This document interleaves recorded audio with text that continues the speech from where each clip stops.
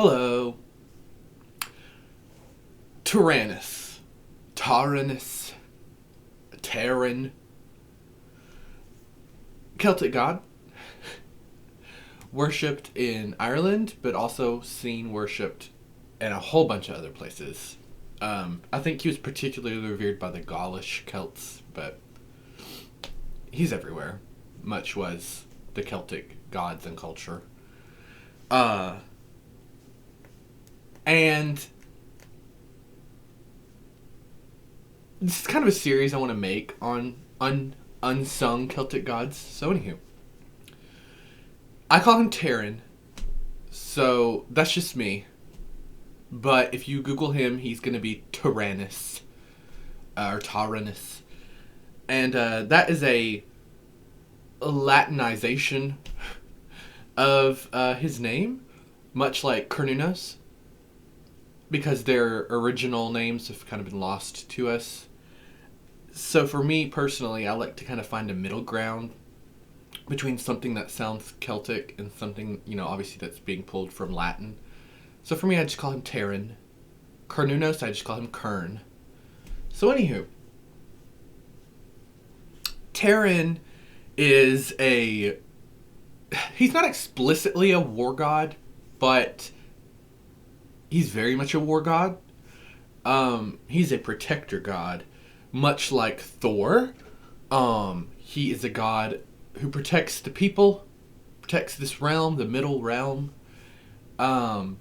He loves people, loves them very much, probably more so than his own people. He loves humans. And he is a fierce deity. He's a god of thunder, a god of lightning, a god of fire. He's also attributed to just being a god of, not weather, but a god of bad weather usually. And sometimes I've seen him listed as a god of prophecy, not always.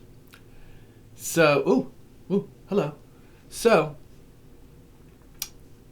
he has so many parallels with Thor. Usually he's depicted with like a club and a wheel, and he's bashing the wheel, hitting it, making it move across the land, across the sky, and that, of course, is what makes thunder, it's what brings the weather, etc., right? So you see the parallels between him and Shango, Thor and Shango and him. It's a lot.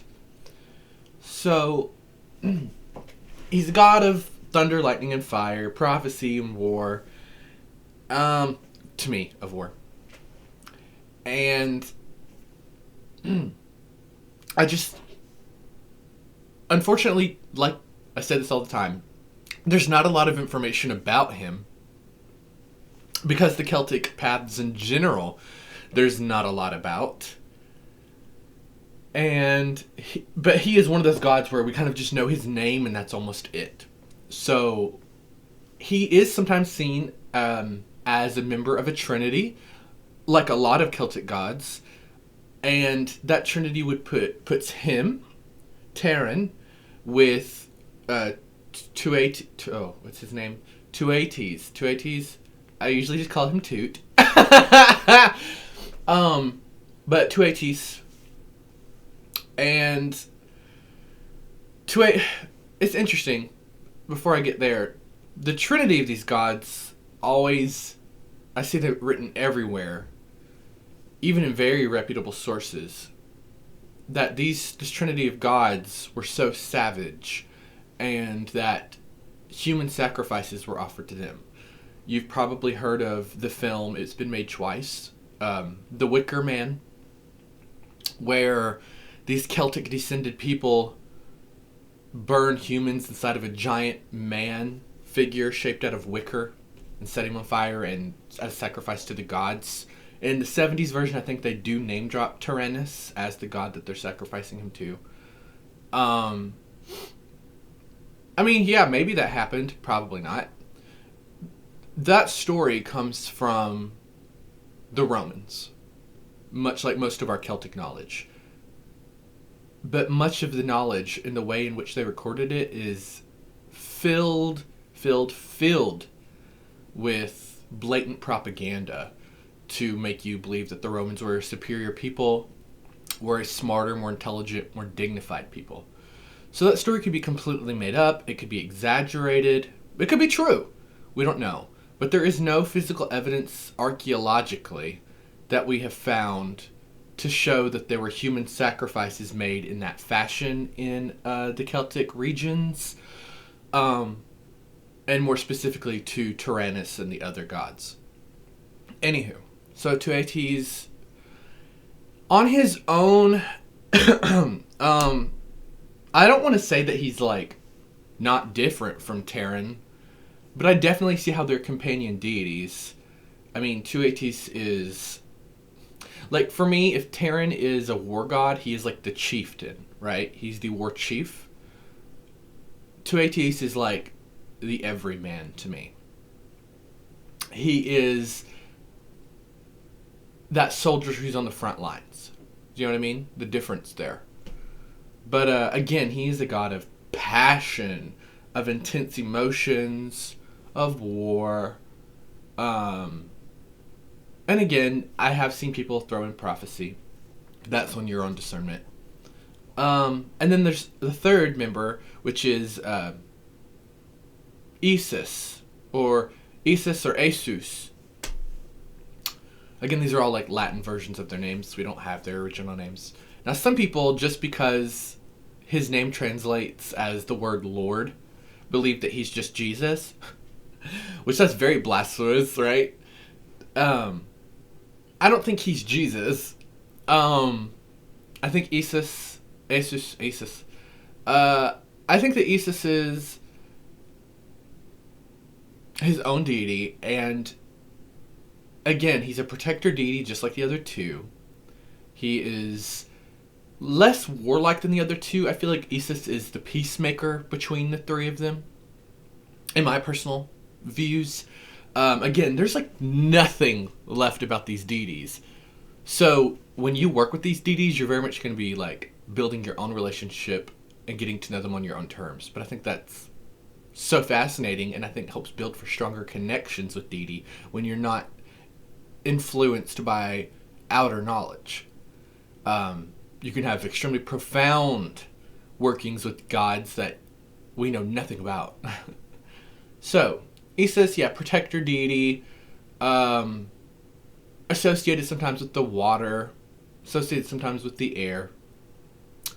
So in general, the three of them are associated with like war, prophecy, protection, anger, the elements, and like righteous anger though.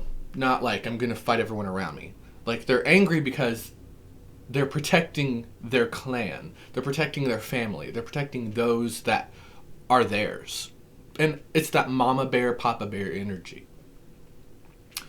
Anywho, I thought of them because yesterday I put up a video about triple gods, working with gods in tandem. And these are three that are so perfect for that. And so unsung. But have such great nurturing, protective energy, but also the capacity for great destruction and transmutation. So, it's just a little ditty, very random, much like that last video. But I thought it would be information that you were interested in, because they're three gods that are never talked about, and very seldom written about. And when they are, as I said, the information is usually just gods of cannibalism and human sacrifice. Like, maybe, cool, rock on, but probably not. So, that's it. Taranis, I almost said Terran again. Teutates, and Esus or Esus. It's literally, well, you'll see the spellings. But yes. This kind of turned into a video about all three, not just Taranis. Go